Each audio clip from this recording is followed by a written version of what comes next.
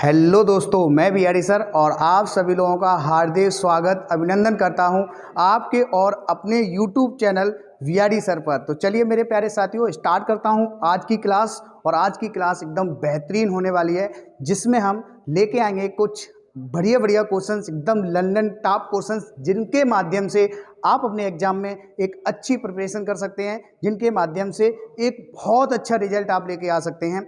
चलिए स्टार्ट करता हूं। और हमारी ये एक ही क्लास नहीं है, ऐसी बहुत सारी क्लासें होने वाली हैं, जिसकी पहली क्लास बेटा आज इस चैनल पे स्टार्ट होने वाली है। तो आप सभी लोग जानते हैं, आप सभी लोग इस चैनल पर पहले से जुड़े हुए हैं और एकदम बेहतरीन चैनल तरीके से हम लोग इस पर कंटेंट लाते रहते हैं। तो आज की क्लास स्टार्ट करते हैं।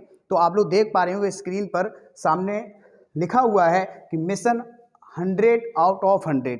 बेटा इस वीडियो में कुछ हम ऐसे आपको टिप्स देंगे जिनके माध्यम से आप अपने एग्जाम में बहुत अच्छा रिजल्ट ला सकते हैं। तो चलिएगा कुछ स्टार्ट करते हैं चीज़ें, ठीक है, देखिएगा।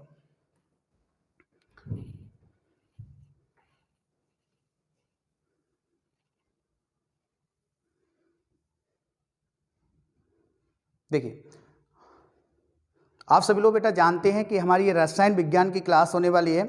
तो रसायन विज्ञान से जो टॉपिक्स दिए गए हैं, उन टॉपिक्स में से कैसे क्वेश्चंस आने हैं, कैसे क्या क्वेश्चंस आएंगे, और जो आपकी यूनिट वाइज जो बुक है, उस बुक में से यूनिट से कैसे क्या क्वेश्चन आएंगे और कितने क्वेश्चन कैसे होंगे, कितने नंबर के होंगे, ये सभी लोग आज हम लोग इस वीडियो में जानने वाले हैं। तो हम लोग बेटा ध्यान से देख पा रहे हैं आप सभी लोग। तो हमारी जो पहली यूनिट है या पहला चैप्टर बोल सकते हो, उसमें क्या है, बिलियन है ना। और बिलियन से बेटा हमें जो अंक मिलने वाले हैं वो कितने नंबर के हैं, 8 नंबर के हैं। कहने मतलब ये है कि जो क्वेश्चंस आएंगे हमारे बिलियन चैप्टर से, तो उन क्वेश्चन के जो अंक होंगे वो हमारे कितने हैं, 8 निर्धारित किए गए हैं। उसके बाद आप देख पा रहे हैं हमारा वैद्युत रसायन है, जिसके लिए 7 अंक है। उसके बाद देख पा रहे हैं रासायनिक वलगति है, जिसके लिए 7 अंक हैं, ठीक है नहीं। तो आप लोग इस तरीके से देख पा रहे हैं। तो अब इसमें देखा आप लोग कि विलियन वाला, और उसके बाद आप देख पा रहे हैं सर, थोड़ा सा नीचे देख रहे हैं, और ये हमारा देखो एल्डिहाइड, कीटोन एवं कार्बोक्सिलिक अम्ल। बेटा ये हमारे 8-8 नंबर के होने वाले हैं। बाकी आप देख पा रहे हैं कुछ जो हमारे ये चैप्टर्स हैं उसमें से हमारे पास 7 नंबर आ रहे हैं, किसी में से 6 भी हैं। कुछ आप देख पा रहे हैं, जैसे आप लोग देख रहे हैं कि डी और एफ ब्लॉक का जो तत्व है, इसमें से हमको कितने 7 अंक मिलने वाले हैं, ठीक है। तो अब थोड़ा आगे बढ़ते हैं और देख रहे हैं कि इसमें किस तरीके से हमारे पास क्वेश्चंस रहेंगे, क्वेश्चन का बेस क्या रहेगा, क्वेश्चन किस तरीके से टाइप हमारे तरीके से क्वेश्चन आएंगे। तो ऐसे क्वेश्चन हम लोग इसमें देखने वाले हैं। तो आप देख रहे हैं कि जो बहुविकल्पी हैं, जो हमारे 6 हैं, ठीक है नहीं है, जिनके लिए अंक भी बेटा 1 निर्धारित है। तो अगर मैं बात करता हूं तो 6 क्वेश्चन, एक क्वेश्चन 1 नंबर का रहेगा, तो टोटल क्वेश्चन कितने बनेंगे हमारे, 6, ठीक है नहीं है। देख पा रहे हैं तो क्वेश्चन नंबर कितने बनेंगे, 6। उसके बाद देख पा रहे हैं आप लोग, इसमें लिखा हुआ है अति लघु उत्तरीय प्रश्न, जिसके लिए संख्या बेटा होगी 8, और उनके लिए अंक कितने हमारे 2 होंगे, ठीक है नहीं है। तो 8 दूनी कितना हो गया, 16। कहने मतलब है कि अति लघु जो प्रश्न रहेंगे हमारे, वो कितने नंबर के आएंगे, वो बेटा आएंगे हमारे 16 नंबर के, ठीक है नहीं है। अब इसमें थोड़ा देख पाएंगे हम लोग,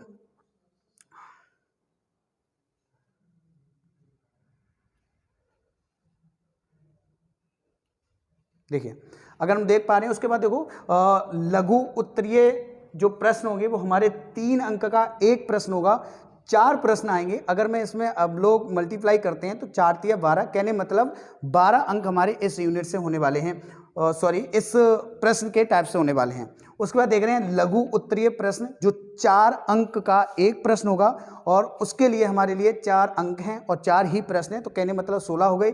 उसके बाद आप देख पा रहे हैं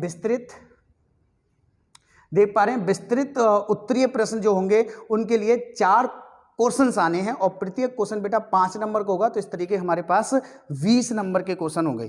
तो अगर देखेंगे टोटल करेंगे तो हमारा पूरा जो है बेटा 70 नंबर का प्रश्न जो है वो यहाँ से बनेगा हमारा, ठीक है नहीं है। 1 मिनट,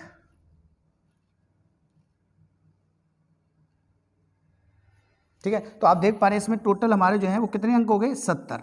तो हमारे यहाँ से 12, और तुम सब जानते हो बेटा 70 हमारे यहाँ पे होंगे, और जो हमारे 30 नंबर है वो हमारे प्रैक्टिकल से मिलते हैं, ठीक है। आप सब जानते हैं। अच्छा, आपके मन में आ रहा होगा सर क्वेश्चन के क्या टाइप रहेंगे, किस तरीके से चीज़ें रहेंगी, वो हम इसमें बता दें, ठीक है। देखो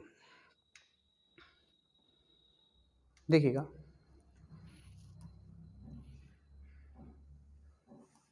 जो बहुविकल्पीय होंगे हमारे वो कितने होंगे, 6 बहुविकल्पीय होंगे और एक बहुविकल्पीय के लिए हमारे लिए अगर हम सही आंसर देते हैं तो हमारे लिए एक क्वेश्चन यहाँ से आने वाला है, ठीक है नहीं है। उसके बाद आप देख पा रहे हैं कि अति लघु उत्तरीय प्रश्न है, 8 प्रश्न आएंगे और एक प्रश्न हमारा यहाँ पे 2 नंबर का होगा।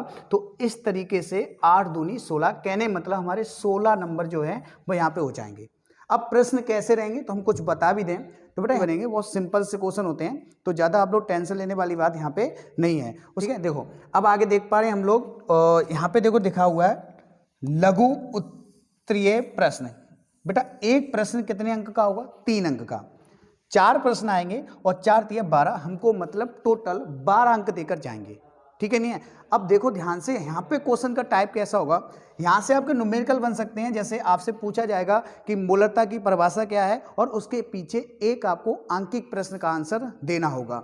उसके बाद आप देख पा रहे हैं इसमें कैसे क्वेश्चंस आएंगे, या आप लोग ऐसे कह सकते हैं कि क्वथनांक उन्नयन क्या है, क्वथनांक उन्नयन तथा विलय के अणुभार में संबंध लिखिए। कुछ इस तरीके से क्वेश्चन हमारे इस टाइप में रहेंगे। उसके बाद आप देख पा रहे हैं कि जो लघु उत्तरीय प्रश्न होंगे 4 अंक का एक प्रश्न होगा और 4 प्रश्न इसके अंतर्गत आने वाले हैं, तो 4 चौको 16, टोटल बेटा अंक कितने हो गए? 16, ठीक है नहीं। अब इसमें सर प्रश्न कैसे होंगे, तो आप सभी लोगों ने बेटा IUPAC नेम पढ़े होंगे, ठीक है नहीं है। तो इस वाले टाइप में अगर देखा जाए तो कुछ ऐसी प्रश्न आएंगे कि आपको मतलब या तो अच्छा एक चैप्टर और आपने पढ़ा होगा जिसे कहते हैं उपसय संयोजन यौगिक, है ना। तो उसमें भी आप लोग जानते हैं IUPAC नेम आपको पढ़ाए गए होंगे। उसके बाद आप देख पा रहे हैं हमारे कार्बनिक यौगिकों में भी IUPAC नेम होते हैं। तो वहां से इस वाले क्वेश्चन में 4 आपको IUPAC नेम दे जा सकते हैं।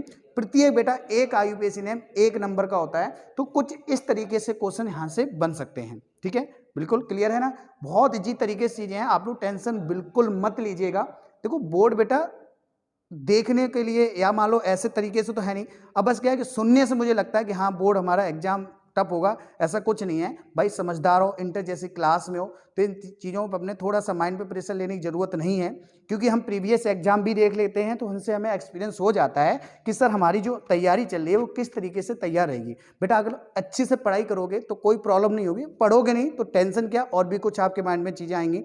तो इस तरीके से चीज़ें बनती हैं, ठीक है नहीं है। तो कुछ ऐसे तरीके से चीज़ें हम लोग यहाँ पे रहती हैं, तो आप लोग टेंशन बिल्कुल मत रहा करो भाई। सीधी सी बात है, आप किसी टीचर के समक्ष बैठे हैं, उनका भी भरोसा आपके पास होना चाहिए, आप पे भी भरोसा उन तरीके से होना चाहिए, तो कोई प्रॉब्लम नहीं होती है, ठीक है नहीं है। तो बाकी चीज़ें सब चल ही रही हैं बेटा।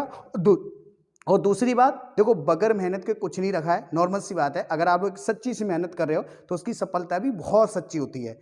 टेंशन ना लो, एकदम मन तरीके से पढ़ाई करते रहिए, बिल्कुल टेंशन नहीं लेना है, ठीक है। उसके बाद देखो अब ये लिखा हुआ है विस्तृत उत्तरीय प्रश्न।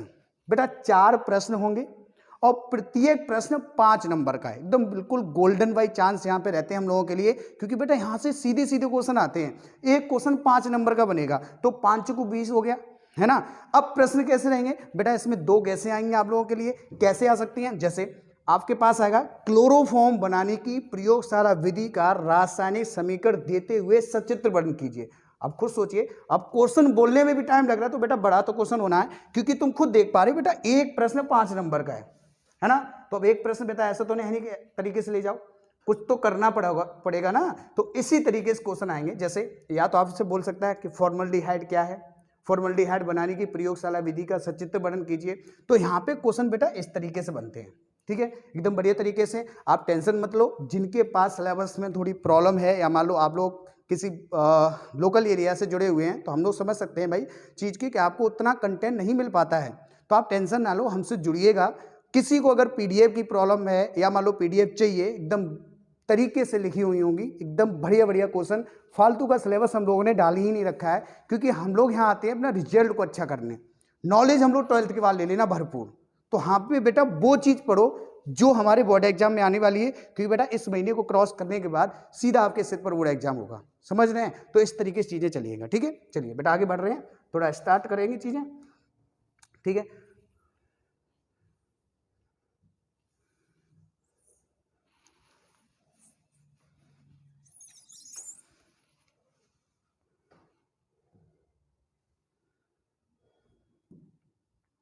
अच्छा एक चीज़ थोड़ा बता दूं, देखो मैंने स्टार्ट किया होगा तो साइड में लिखा होगा एक्सीलेंट सीरीज, लिखा हुआ है ना।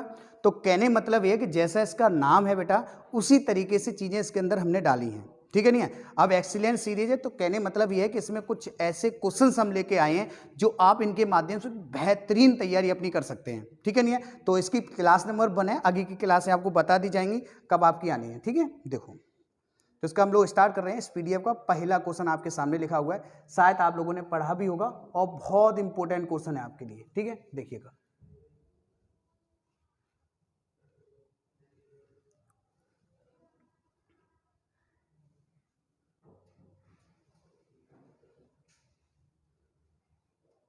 अच्छा आप लोगों को एक चीज़ पढ़ाई गई होगी जिसका नाम है हेलो एल्केन, पढ़ रखे हैं, बिल्कुल इजी है भाई। चैप्टर का पहला ही नाम है हेलो एल्केन। तो आप लोग देख पा रहे हैं, तो हेलो एल्केन को आपको किस तरीके से पढ़ाया होगा बेटा। जब कोई एल्किल मूलक है ना, जब कोई चीज़ एल्किल होती है और एल्किल को बेटा हम लोग किससे प्रदर्शित करते हैं, आर से, है ना। तो आप देख पा रहे हैं आर को किस तरीके से लिखा जाता है कि जैसे CH3 हुआ मेरा, C2H5 हुआ। देखो मैं बिल्कुल सिंपल सी चीज़ें बता दे रहा हूँ कि अभी क्लास आपकी ये रिवीजन क्लास है, तो भाई हम लोग बिल्कुल गहराई से चीज़ें हम तो नहीं सीख सकते, लेकिन आप लोगों ने जब क्लास ले रखी है तो बेटा आपको प्रॉब्लम भी नहीं होगी। तो आप लोग देख पा रहे हैं जो एल्किल मूलक है, जो CH3 हुआ, C2H5 हुआ, आप सब जानते हैं बेटा इसको बोलते हैं हम लोग, एक कार्बन है तो आप सब जानते हैं इसको बेटा बोलते हैं मैथ, और हम लोग एल्किल है तो इसके पीछे लगाएंगे बाइली, तो इसका नाम क्या बनेगा, ठीक है, मैथिल। अगर इसको देख पा रहे हैं तो इसको हम लोग क्या बोलेंगे, एथिल,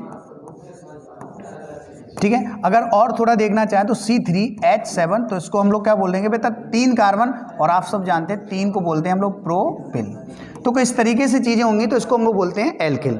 अब देख पाएँ तो अच्छी तरीके से आपने पढ़े होंगे हैलोजन परमाणु, क्या पढ़े होंगे, हैलोजन परमाणु, हैलोजन परमाणु, ठीक है। जैसे आप देख पा रहे हैं जो आपने 17वां वर्ग पढ़ा होगा तो उसमें देखो आप इसकी ट्रिक भी होती है, फिर, कल, बाहर, आई, आंटी, इस तरीके से होता है इसमें, ठीक है नहीं है। तो अब देखेंगे जब मैं किसी भी हैलोजन परमाणु को किसी एल्किल मूलक से जोड़ देते हैं, है ना, जब किसी में हैलोजन परमाणु को एल्किल मूलक से जोड़ देते हैं तो हमको हेलो एल्केन प्राप्त होते हैं, समझ रहे हैं, बहुत सिंपल सा है। और बेटा जो हैलोजन परमाणु होते हैं इनको हम X से डिनोट करते हैं, ये बात आपको समझ में अच्छे से आई है ना। तो ये चीज थी बेटा हेलो एल्केन की। तो अब मैं हेलो एल्केन की अभिक्रिया करूंगा किससे, आपने पढ़ा होगा, इसको बोलते हैं हम लोग सोडियम एल्कोक्साइड या पोटेशियम एल्कोक्साइड से। मतलब या तो हम लोग Na, ठीक है, यहाँ पे होगा O और यहाँ पे होगा आपके पास कोई एल्किल मूलक, इसको कहते हैं सोडियम, या बेटा हम बोल सकते हैं यहाँ पे पोटेशियम, ठीक है।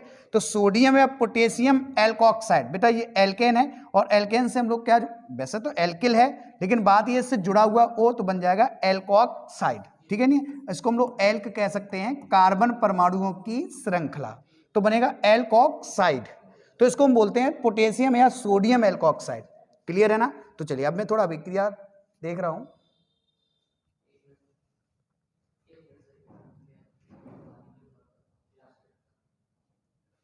ठीक है, चलो देखो अब देख रहे हैं ध्यान से। अब अभिक्रिया को स्टार्ट करें, ध्यान दो। देखो अगर हम लोग देख पा रहे हैं ये R है हमारे पास,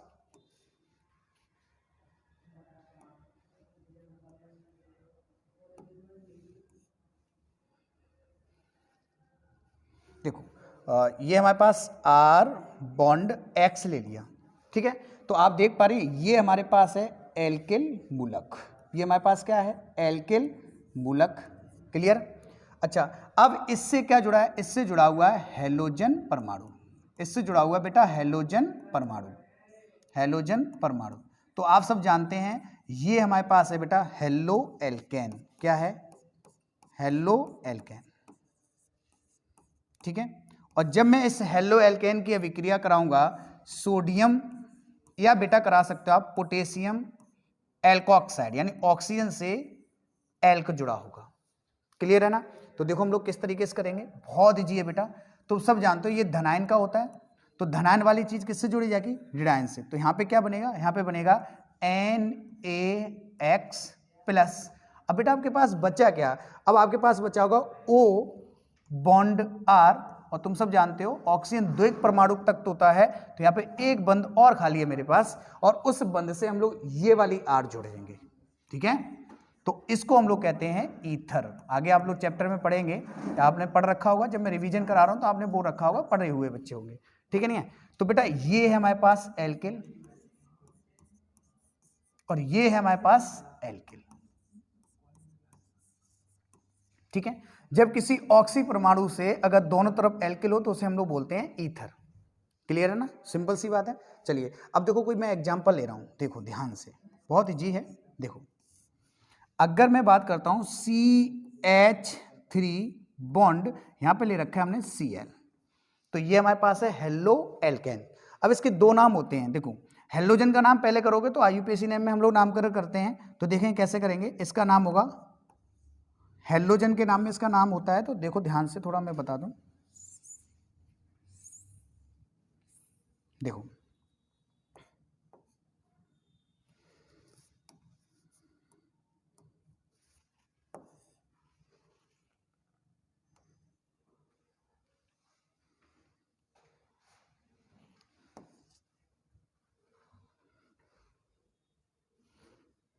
देखो इसका नाम क्या बना, इसको बोलते हैं देखो क्लोरो, क्या बोलते हैं क्लोरो, और एक कार्बन को बोलते हैं हम लोग क्या मैथेन, तो इसका नाम है क्लोरोमैथेन, ठीक है। अच्छा दूसरा नाम इसका क्या हो सकता है, तो एक कार्बन को क्या बोलते हैं, आप सब जानते हैं बेटा मैथ, और एल्किल मूलक है तो पीछे क्या लगाएंगे बाई एली, इसको बोलते हैं हम लोग मैथिल, और पीछे जुड़ जाएगा इसको बोलते हैं हम लोग क्या क्लोराइड। क्लियर है। और इसकी अभिक्रिया हम लोग कर देंगे किससे, एल्कोक्साइड से, सॉरी सोडियम या पोटेशियम एल्कोक्साइड, ठीक है। तो देखो अब यहाँ पे होगा, ऐसे ले सकते हैं NaOR, आर की जगह हम लोग फिर से देखो ध्यान दो,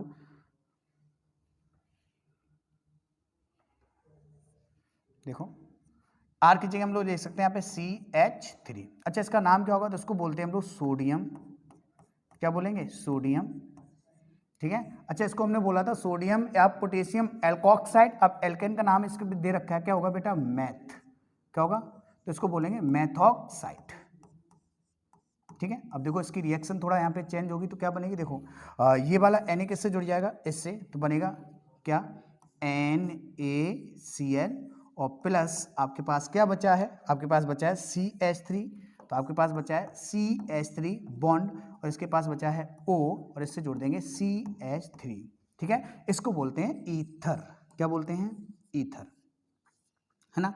अब ईथर, अगर ईथर में इसका नाम पूछा है तो इसमें देखो एक या दो, तो दो है ना, तो बोलेंगे डाई, और एक को बोलते हैं हम लोग क्या मैथ, और इसमें लगाएंगे बाई एल, तो हो गया डाई मैथिल ईथर। क्लियर, उम्मीद आपको समझ में आ गई हो, बिल्कुल बेसिक है, ज़्यादा टफ क्रिया नहीं है, सिंपल सी चीज़ है, ठीक है। चलिए सॉल्व ले लीजिएगा, फिर इसको मैं रफ कर रहा हूँ, ठीक है ना। चलिए देखो अब मैं बढ़ रहा हूँ थोड़ा आगे इसको, और ध्यान दो, देखिए देखिए क्वेश्चन को पढ़िए, इसमें लिखा हुआ हेलो एल्केन के निर्माण की कोई दो विधियां लिखिए। अब इसमें थोड़ा देख पा रहे हैं आप सभी लोग, तो इसमें ये थोड़ी मिस्टेक है, ये हेलो एल्केन की जो आपकी मीनिंग्स है ये थोड़ी गलत है। अच्छा क्या होनी चाहिए, तो होनी चाहिए देखो हेलो एल्केन, ये होनी चाहिए, ठीक है। तो आप सभी लोग कट करके हेलो एल्केन की मीनिंग से कर लीजिएगा। चलिए अब देखो आगे क्या है, हेलो एल्केन के निर्माण की कोई दो विधियां लिखिए, है ना। तो अब जो हेलो एल्केन होता है, जो आप सभी लोग पढ़ाए थे, हमने आपको बताया था कि हेलो एल्केन क्या होता है। फिर आगे की जो चीज़ें हैं वो हमको क्या है कि नंबर 2 क्वेश्चन में दे रखा है कि हेलो एल्केन के निर्माण की कोई दो विधियां लिखिए, ठीक है ना। तो चलिए देखो लिखते हैं दो विधियां। तो सबसे पहले आप सभी लोग हेडिंग बना लीजिए, पहली विधि जो हो है वो हम लिखेंगे एल्केन के द्वारा, वाई एल्केन, एल्केन के द्वारा, ठीक है। तो सभी लोग हेडिंग बना लीजिएगा एल्केन के द्वारा, ठीक है। चलिए देखो अब हम लोग क्या करते हैं, ध्यान देना, और सभी लोग स्टार्ट करेंगे लिखना, और देखिए ध्यान से, देखो हम कोई ले लेंगे एल्केन, जैसे CH4, ये हमारे पास एल्केन है, और अगर एल्केन में भी इसका अगर नाम पूछें तो आप बताएंगे एक कार्बन है बेटा, क्या है एक कार्बन, तो एक कार्बन का नाम होता है मैथेन, मैथ, और पीछे लगाएंगे ANE, तो इसे बोलते हैं मैथेन, प्लस इसके अभिक्रिया बेटा हम लोग कराएंगे Cl2 से, क्यों, क्योंकि आप सभी देखो हेलो एल्केन बना रहे हैं, तो हमारे पास एल्केन तो है, और अगर हम हेलो एल्केन बनाएंगे तो मेरे पास हेलोजन परमाणु भी होना चाहिए। ठीक है, तो देखो ये अभिक्रिया कैसे करेंगे, इस अभिक्रिया को हम लोग करते हैं डिफ्यूज सनलाइट। ठीक है, मतलब क्या है कि सर डिफ्यूज सनलाइट का मतलब ये है कि सर इस अभिक्रिया को हम लोग खुले प्रकाश में नहीं कर सकते।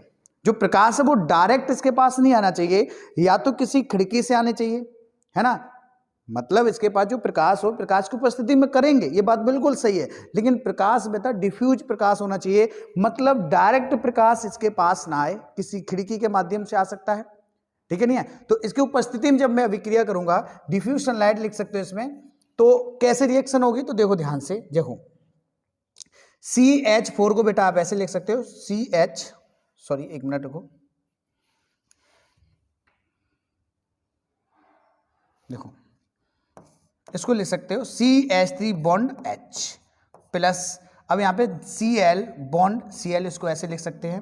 तो अब देखो ध्यान से, देखो इसको हम लोग यहां से ब्रेक करेंगे और इसको ऐसे जोड़ सकते हैं, क्लियर है ना। तो यहां से आप देख पा रहे हैं, तो अगला यहां पे जो प्रोडक्ट तैयार होगा मेरा वो क्या होगा, देखो HCl प्लस, अब हमारे पास क्या बचा है, देखो CH3 बॉन्ड Cl, और अभी अभी बेटा आपको पता है ये मेरे पास एल्केन मूलक है, क्या लिखेंगे इसे R, और ये हमारे पास है हेलोजन परमाणु, तो इसको हम लिखेंगे X। तो ये ग्रुप बेटा हमारा होता है हेलो एल्केन का, तो निर्माण हो गया हेलो एल्केन का। क्लियर है, कोई प्रॉब्लम किसी को? ठीक है, सिंपल सा क्वेश्चन है, बहुत इजी है। ठीक है ना, चलिए आप सभी लोग स्क्रीन शॉट ले लीजिएगा और फिर बढ़ते हैं आगे की ओर। चलिए मैं थोड़ा हट जाता हूं और आप सभी लोग स्क्रीन शॉट लीजिएगा, फिर मैं इसकी दूसरी विधि कराता हूं, क्योंकि बेटा इसमें 2 विधियां पूछी हैं।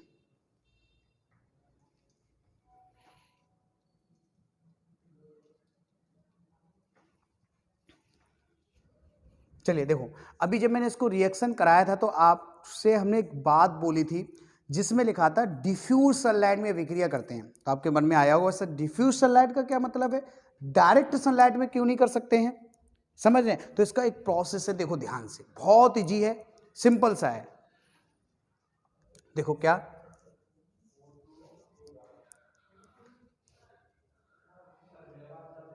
ठीक है, देखो क्या,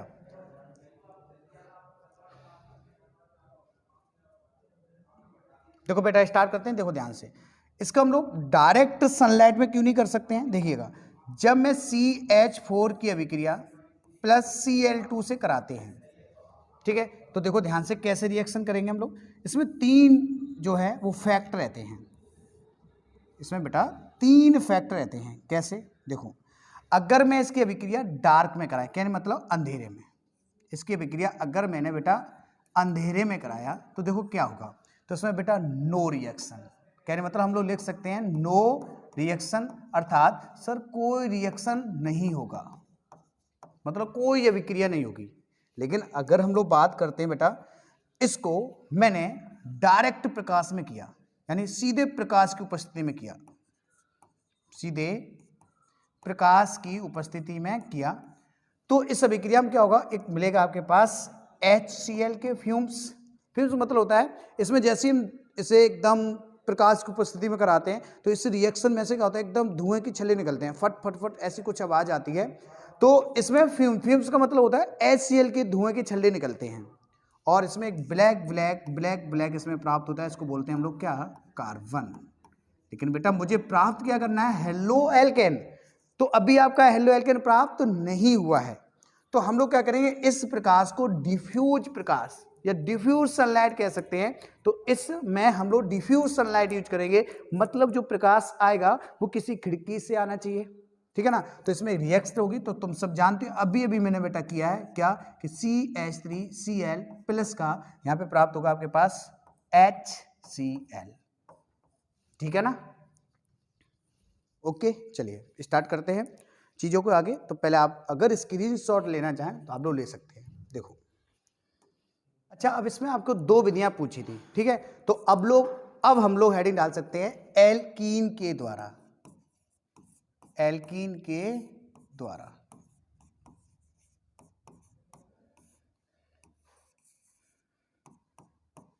ठीक है ना। चलिए स्टार्ट करते हैं और डाल लीजिए हेडिंग हम नंबर 2 एल्कीन के द्वारा।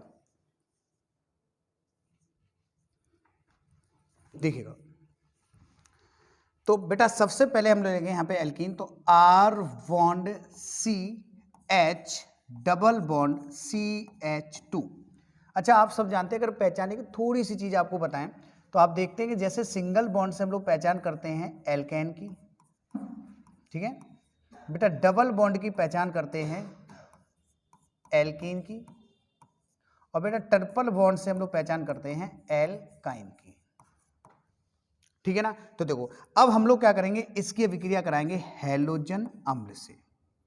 ये हमारे पास है हैलोजन अम्ल।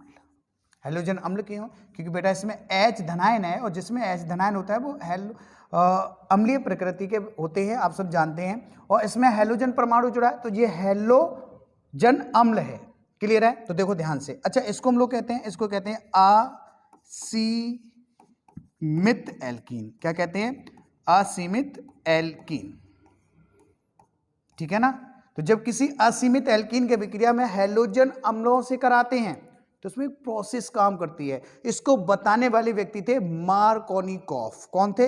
मार्कोनिकॉफ। इसलिए इस रिएक्शन को बेटा हम लोग मार्कोनिकॉफ के नियम के अनुसार करेंगे, ठीक है। अच्छा मार्कोनिकॉफ का नियम क्या है, या ऐसे हम बोल सकते हैं एम रूल। अच्छा एम रूल मेरा क्या है, देखो एम रूल कहता है कि जो धनायन वाला भाग होगा, ये धनायन वाला भाग होगा, वो उस कार्बन परमाणु से जाकर जुड़ेगा जहां हाइड्रोजन की संख्या ज्यादा होगी। समझ रहे? जहां हाइड्रोजन की संख्या कैसी होगी? ज्यादा होगी। और जो रेडायन वाला परमाणु होगा, जैसे ये हैलोजन इसमें अम्ल है, ठीक है, वो सॉरी हैलोजन परमाणु ये रेडायन है, और ये बेटा कहां जुड़ेगा जाके? जहां हाइड्रोजन की संख्या कम होगी। तो यहाँ पे देखो क्या बनेगा, R bond CH double bond, sorry अब सिंगल बॉन्ड होगा, CH2। अब इससे क्या जुड़ जाएगा? H, और यहाँ पे आ जाएगा Cl। तो आप देखेंगे एक कार्बन की श्रृंखला में बेटा हैलोजन परमाणु जुड़ा है, तो ये आपके पास क्या बन गया? Halo alkane. सिंपल सी है, ठीक है। अब इसमें छोटी सी चीज क्या आती है, देखो ध्यान दो। अच्छा एक काम और चीज है, देखो जब मैं R bond CH double bond CH2 है, जब बेटा इसकी अभिक्रिया में हैलोजन अम्ल से ही कराते हैं, लेकिन थोड़ा सा चीज यहां पे चेंज करते हैं। क्या हम लोग ले सकते हैं इसमें परऑक्साइड। क्या लेते हैं इसमें? परऑक्साइड। और जब इसकी अभिक्रिया करते हैं तो देखो ध्यान देना, तो इसमें थोड़ा सा मूवमेंट चेंज होगा, रिएक्शन चेंज होगी, और इसमें क्या होगा, इसमें धनायन वाला भाग वहां जाएगा जहां हाइड्रोजन की संख्या कम होगी, और ऋणायन वाला भाग वहां जाएगा जहां हाइड्रोजन की संख्या ज्यादा होगी। इसको कहते हैं एंटी मार्कोनिकॉफ का नियम। तो इसमें क्या होगा, देखो इसमें होगा एक मिनट, यहाँ पे होगा आपके पास R बॉन्ड CH2 आ जाएगा, क्योंकि अब नॉर्मल सी बात देखो, ये H आके यहाँ पे जुड़ेगा आके, तो हो जाएगा CH2 बॉन्ड, अब यहाँ पे हो जाएगा CH2 और Cl। आप देखेंगे इस कार्बन की श्रृंखला में Cl इसमें आके जुड़ा है, तो ये हमारे पास है हेलो एल्केन। तो हमने दो विधियां दे दी हैं बेटा, एक है हमारे पास हेलो एल्केन के द्वारा हेलो एल्केन का निर्माण, और दूसरा है एल्कीन के द्वारा हेलो एल्केन का निर्माण।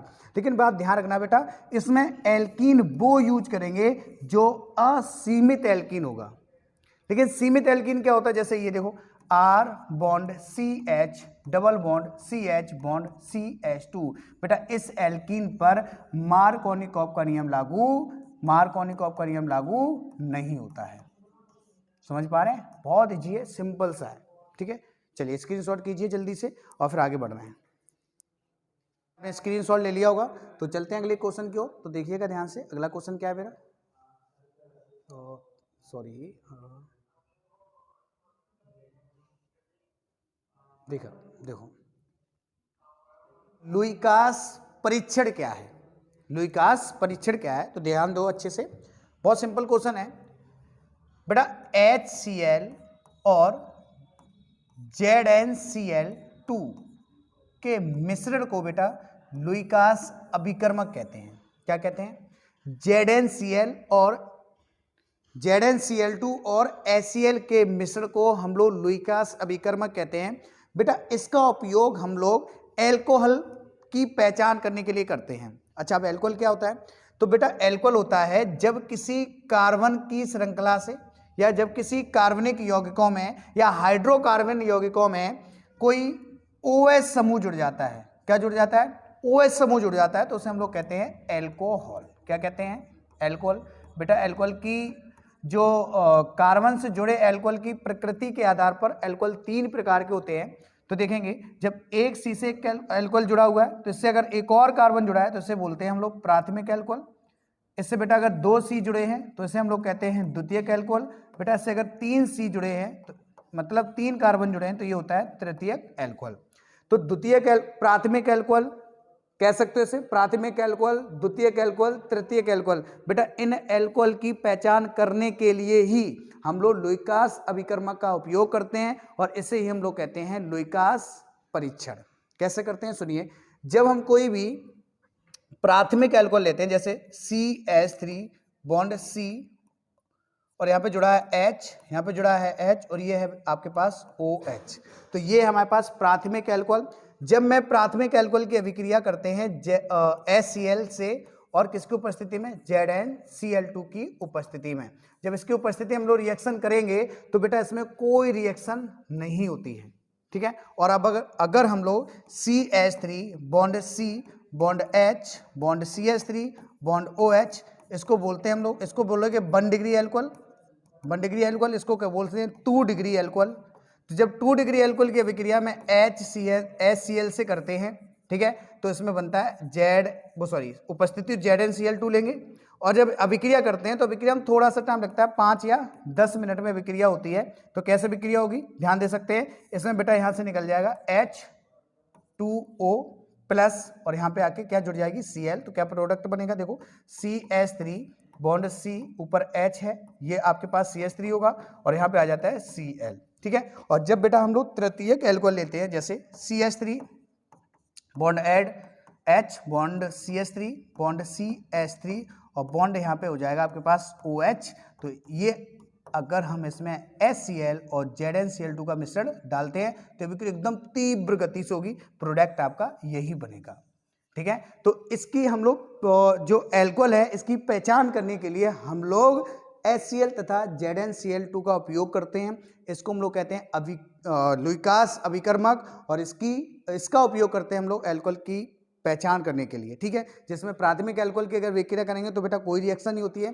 द्वितीयक एल्कोहल से करते हैं तो ये रिएक्शन 5 या 10 मिनट का समय लेती है। जब तृतीयक से करते हैं तो ये विक्रिया बहुत तीव्र गति से होती है। तो इस प्रकार हम लोग बता सकते हैं प्राथमिक, द्वितीयक और तृतीयक एल्कोहल में क्या अंतर है, ठीक है। चलिए स्क्रीनशॉट लीजिए, तो इसको हम लोग रब कर रहे हैं।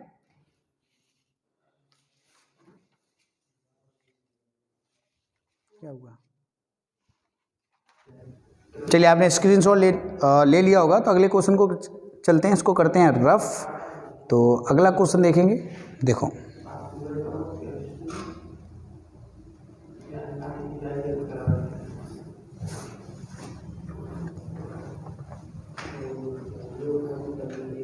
देखो अगला क्वेश्चन बेटा पढ़ो। देखो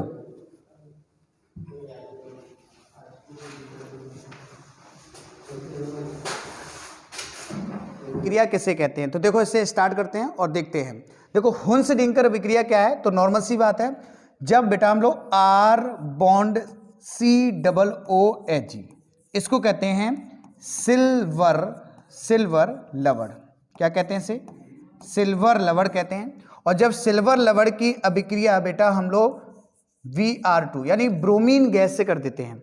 जब सिल्वर लवण में, या आप लोग ऐसे कह सकते हो कि जब सिल्वर लवण में ब्रोमीन गैस प्रवाहित करते हैं तो देखो इसमें क्या होता है, सबसे मेन चीज नंबर 1 बेटा इसमें ये जो ग्रुप देख पा रहे हैं आप लोग, ये देखो ये वाला ग्रुप यहां पे निकलता है और एक गैस निकलती है जिसका नाम होता है CO2।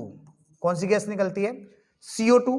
दूसरा बेटा जो Ag है वो हम लोग इस तरीके लिख सकते हैं Br बॉन्ड Vr। तो बेटा Ag आप इससे जोड़ सकते हो, ठीक है। तो यहां पे क्या बनेगा, देखो AgVr प्लस, अब क्या बचा आपके पास, देखो R बचा और बॉन्ड बच गया आपके पास Vr। तो इसके पास R है, तो नॉर्मल ये क्या आपके पास X हो जाएगा, तो यहां पे बन के तैयार होता है आपके पास हेलो एल कैन। ठीक है, नोट कर लीजिए, इस अभिक्रिया को कहते हैं हुल्स-रिंकर अभिक्रिया। ठीक है, चलिए इसे रब करते हैं और देखिए अगला क्वेश्चन।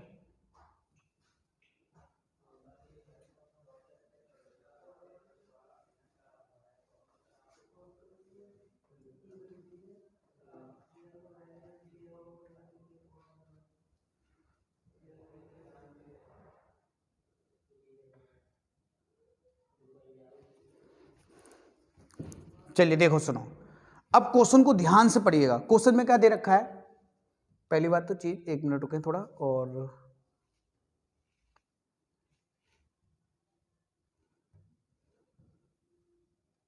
देखो क्वेश्चन कह रहा है फिनॉल की प्रकृति अम्लीय होती है क्यों, या आप क्वेश्चन ऐसे कह सकते हो कि फिनॉल एल्कोहल से अधिक अम्लीय होते हैं, क्यों होते हैं, ये आपको बताना है कि मतलब जो फिनॉल की प्रकृति अम्लीय होती है तो क्यों होती है। दूसरा क्वेश्चन आप ऐसे कह सकते हो कि फिनॉल एल्कोहल से अधिक अम्लीय होते हैं क्यों। देखो तो सबसे पहले ध्यान देना, अच्छा अगर मैं फिनॉल का सूत्र लिखता हूं तो ये होता है OH होगा और इस पर जुड़ा होगा इस तरीके से, एक होगी इसके पास रिंग। ठीक है, ओके, तो इसको हम लोग कहते हैं क्या, फिनॉल। क्या कहते हैं, फिनॉल। क्लियर। अच्छा अब क्या है, ध्यान दो अच्छे से, एक तरफ मैं एल्कोहल भी ले सकता हूं, जैसे R बॉन्ड OH। क्लियर, इसको हम लोग क्या कहते हैं, इसको कहते हैं बेटा एल्कोहल। ठीक है, अच्छा जो अम्ल होते हैं आप सब जानते हैं, पढ़ा होगा आपने पिछली क्लासों में, जैसे ये HCl है बेटा, जो अम्ल है वो H धनायन देते हैं। क्या देते हैं, H धनायन प्लस, अब तुम सब जानते हो ये हो जाएगा आपके पास Cl ऋणायन। तो जो H धनायन देते हैं, ठीक है, जो H धनायन देते हैं वो आपके क्या कहलाते हैं, अम्ल। तो इसी प्रकार देखो ध्यान से बेटा, तो इसमें क्या होता है कि इसमें जो ऑक्सीजन है इससे जो हाइड्रोजन जुड़ा हुआ है, अब एक मिनट ध्यान से सुनेंगे, तो बेटा जो ऑक्सीजन है वो किससे जुड़ा हुआ है, बेंजीन रिंग से। और आप सब जानते हैं, आपने पढ़ा होगा कि जो बेंजीन रिंग होती है ये अनुनाद प्रदर्शित करती है। बेंजीन रिंग है ये क्या करती है, एक अनुनाद प्रदर्शित करती है। तो कैसे, देखो ध्यान से, अगर हम लोग बात करते हैं कि इसमें जो ऑक्सीजन और जो हाइड्रोजन है इनके मध्य पाया जाता है क्या, विदलन। विदलन मतलब कमजोर बंध पाया जाता है, तो ये क्या हो जाता है, ब्रेक हो जाता है। तो देखो कैसे होगा, ध्यान देना अच्छे से। देखो इसका जो H धनायन है वो हो जाएगा आपके पास अलग, और जो ऑक्सीजन है इसके पास रह जाएगा फिर क्या, ऋणायन, और यहां पे बनेगा आपके पास एक बेंजीन रिंग। ठीक है, तो इसको हम लोग क्या कहते हैं, इसको बेटा कहते हैं फिनॉक्साइड। क्या कहते हैं, फिनॉक्साइड।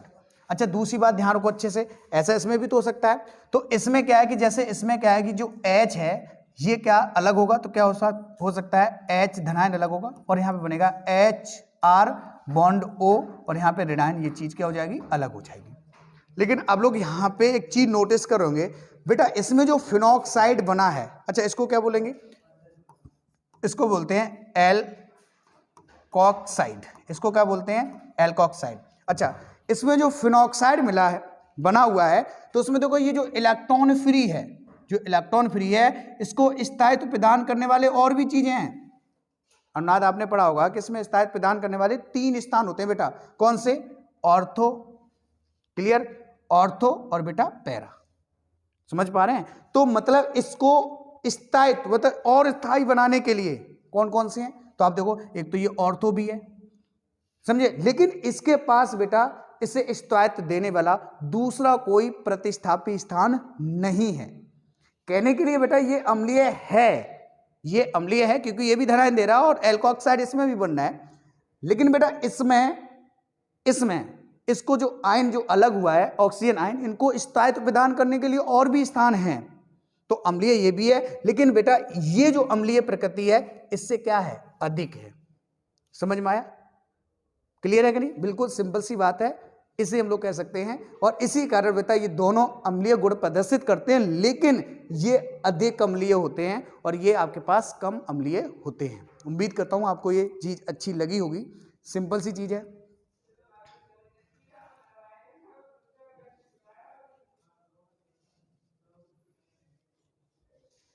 ठीक है, चलिए देखो आगे बढ़ते हैं और स्क्रीनशॉट ले चुके होंगे तो अगला क्वेश्चन देखते हैं। चलो देखिए,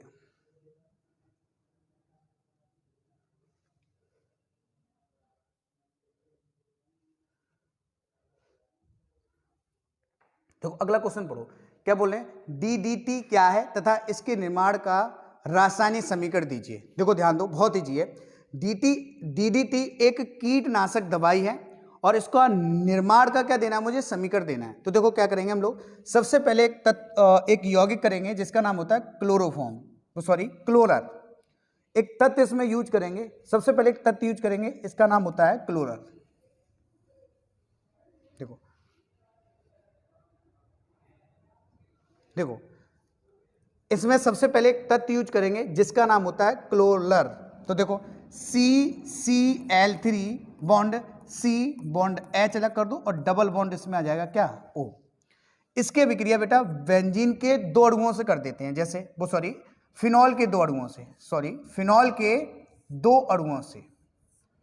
तो आपके पास ये बेटा क्या है, फिनॉल है, और ये आपके पास बेटा क्या है, फिनॉल है। ठीक है, अच्छा, और आप सभी लोग ये भी जानते होंगे, ठीक है, कि फिनॉल के हर एक स्थान पर, जैसे 1 2 3 4 5, ऐसे 1 2 3 4 5, यहाँ पे सबके पास एक एक हाइड्रोजन होता है। लेकिन तुमने अनुनाद अगर पढ़ा होगा बेटा, जैसे अगर मैं इसकी बात करता हूँ, इधर बता देता हूँ, जैसे अगर देख पा रहे हैं ये OH है और ये आपके पास क्या है, बेंजीन रिंग। तो इनके स्थान में अगर बात करते हैं जो सबसे ज़्यादा स्थायी रहते हैं, तो इसमें सबसे ज़्यादा स्थायी कैसा होता है, पैरा वाला।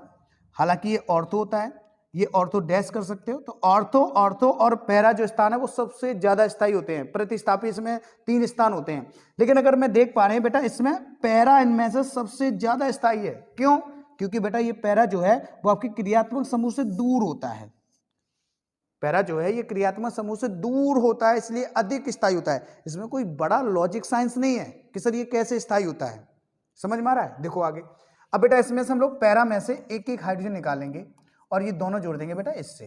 तो आप देख पा रहे हैं यहां से बनेगा आपके पास H2O प्लस, अब आपके पास क्या बचा, आपके पास बचा CCl3, देखो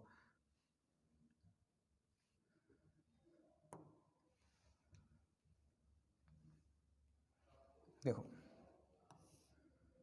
एक मिनट,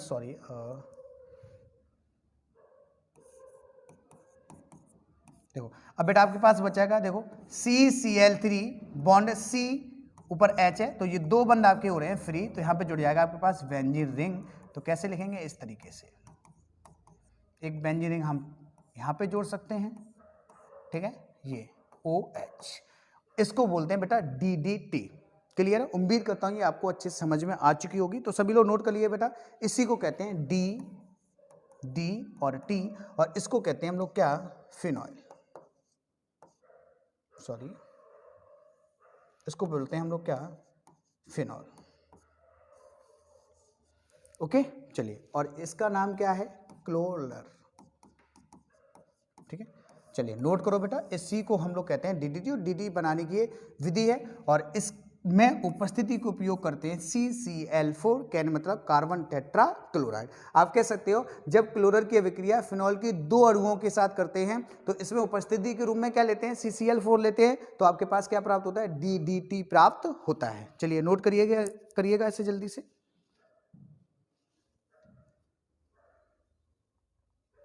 चलिए अगला क्वेश्चन करते हैं। देखो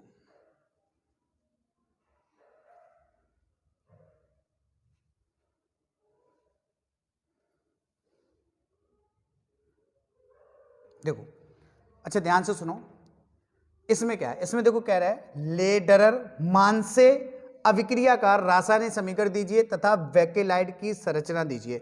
मतलब बेकेलाइट, इसको रेजिन भी कहते हैं। तो बेकेलाइट का निर्माण करना, और दूसरी बात यह है कि बेटा इस अभिक्रिया में बेकेलाइट ही बनता है, तो कहने मतलब वैकेलाइड भी बनाना है तो मैं, और दूसरी बात यह है कि वैकेलाइड बन जाए तो उसकी संरचना भी बतानी है। तो देखो ध्यान दो अच्छे से, हम लोग क्या करेंगे यहाँ पे दो अणु लेंगे किसके, फिनॉइल के। देखो तो सबसे पहले हम लोग लेते हैं यहाँ पे, देखो ध्यान से, OH बॉन्ड, एक बेंजीन रिंग होगी, यहाँ से पैरा से एक हाइड्रोजन निकालेंगे, प्लस ध्यान देना अच्छे से H bond C double bond O और बॉन्ड H, ये हो गया। प्लस अब यहाँ पे हम लोग फिनॉल यूज करेंगे एक, और बॉन्ड यहाँ पे रहेगा आपके पास OH। तो बेटा पैरा से हमने हाइड्रोजन निकाल लिया। तो देखो ध्यान से, तो यहाँ से दोनों हाइड्रोजन को बेटा हमने किससे जोड़ दिया, इस ऑक्सीजन से। तो यहाँ पे क्या मिला हमारे पास, अब यहाँ पर हमको क्या प्राप्त हुआ, बॉन्ड H2O जो है इससे निकल जाएगा और हमको मिलेगी बेटा दो रिंग होंगी इस तरीके से। देखो देखो अब इसके यहाँ पे होगा बेटा क्या, OH। देखो अब इसके पैरा पे क्या जुड़ा है, पैरा पे बेटा हम लोग जब हाइड्रोजन निकाल लेंगे तो यहाँ पे जोड़ सकते हैं CH2। क्या जोड़ सकते हैं, CH2 जोड़ सकते हैं कि नहीं जोड़ सकते हैं। और बेटा जब ध्यान रखो अच्छे से, इसमें तो ऑक्सीजन जब यहाँ से हटा रहे हैं तो ऑक्सीजन के दो बंद खाली हो रहे हैं, देखो ध्यान देख पा रहे होंगे। और इससे हम लोग क्या जोड़ देंगे, इस बेंजीन रिंग को ऐसे, ठीक है, यहाँ पे आ जाएगा OH। तो बेटा इसको कहते हैं रेजिन, ठीक है, और इसी का नाम है बेकेलाइट। ये होगी इसके निर्माण की विधि। अब थोड़ा 2 मिनट का समय लेते हैं। तो कितनी बैटरी रह गई, 10%। चलिए बेटा रिएक्शन हो गई। अब इसका स्क्रीनशॉट लीजिएगा। ये हो गया बेटा बेकेलाइट का निर्माण। अब हम लोग करेंगे बेकेलाइट की संरचना। तो देखो ध्यान दो, देखो बेटा अब हम लोग समझेंगे बेकेलाइट की संरचना। देखो अभी आपने पढ़ा था OH बॉन्ड, ये हो गया हमारे पास एक रिंग जिसमें पैरा पे जुड़ा था CH2 और नीचे थी आपके पास इस तरीके से एक रिंग और यहाँ पे जुड़ा था OH, मतलब दो फिनॉल अणु एक CH2 से जुड़े हुए थे। अच्छा हमने पैरा से हाइड्रोजन निकाला था, लेकिन प्रतिस्थापी स्थान हमारे कितने होते हैं, 3। ये भी वाला ऑर्थो होगा, ये ऑर्थो होगा, पैरा पे तो CH2 जुड़ा है। तो इसमें बेटा जो क्रियात्मक समूह वाले जो स्थान होते हैं, जैसे ये वाला, तो ये हमारे पास ऑर्थो होगा और ये हमारे पास क्या होगा, ऑर्थो होगा, ठीक है कि नहीं है। तो ध्यान दो अच्छे से। अब हम लोग क्या करेंगे, ध्यान दो, अब जो CH2 इस पे जुड़ा है तो CH2 बेटा आपके पास यहाँ पे भी जुड़ा होना चाहिए और CH2 आपके पास यहाँ पे भी जुड़ा हुआ होगा। क्लियर है कि नहीं है। अब देखो ध्यान दो अच्छे से। अब हम लोग क्या कर सकते हैं, इसी चीज के आगे एक और बेंजीन रिंग लिख सकते हैं। देखो बन जाएगी, मैं अच्छे समझा दूंगा। देखो बॉन्ड CH2 सॉरी O और H,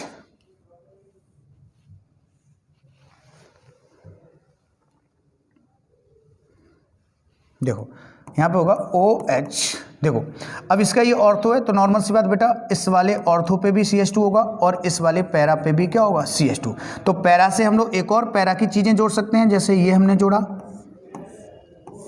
देखो ये हमारे पास हो गया OH। तो बेटा ध्यान होगा अच्छे, जैसे इसका ये ऑर्थो है और इसका भी ये ऑर्थो, तो यहाँ पे भी क्या होगा आपके पास H2C होगा और यहाँ पे भी आपके पास होगा CH2। तो ये दोनों जोड़ देंगे इस वाले से। देखो इसका भी ऑर्थो भरा, इसका ये वाला ऑर्थो खाली है, तो यहाँ पे भी हम लोग क्या जोड़ेंगे, CH2, ठीक है। इसी तरीके देखो ध्यान से, इस ऑर्थो से एक और ऑर्थो का हम लोग बेंजीन बना सकते हैं।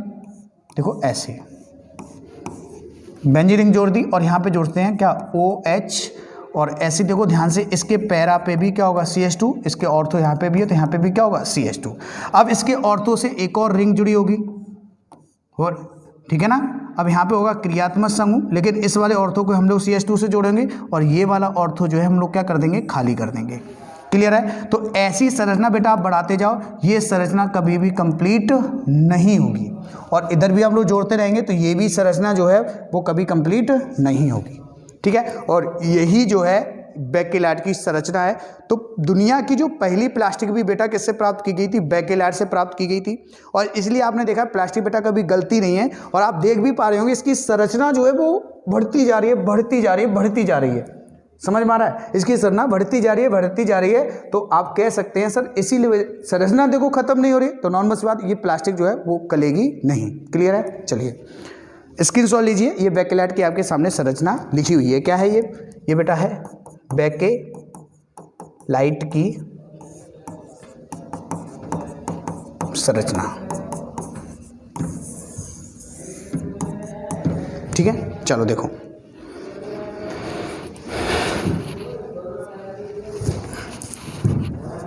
ठीक है, चलिए बेटा देखो, इस सीरीज में आगे के क्वेश्चन हम लोग अगले वीडियो में पढ़ेंगे। वीडियो ज़्यादा बड़ा हो रहा है तो हम लोग छोटे छोटे वीडियो के माध्यम से अपनी जो सीरीज है ये हम लोग पूरी कर लेंगे। अच्छा, इस सीरीज में हम लोग 100 क्वेश्चन करने वाले हैं। ठीक है, और 100 क्वेश्चन बेटा हम लोग पढ़ेंगे तो हमारे पास बहुत अच्छा एक्सपीरियंस होगा। ठीक है, चलिए देखो। ठीक है, आप लोग स्क्रीनशॉट ले चुके होंगे। तो बेटा आज की वीडियो में हम लोग इतना ही रखते हैं, आगे की चीज़ें हम लोग पढ़ेंगे कल, और मिलते हैं अगले वीडियो में। आज के लिए नमस्कार, जय हिंद मेरे प्यारे साथियों।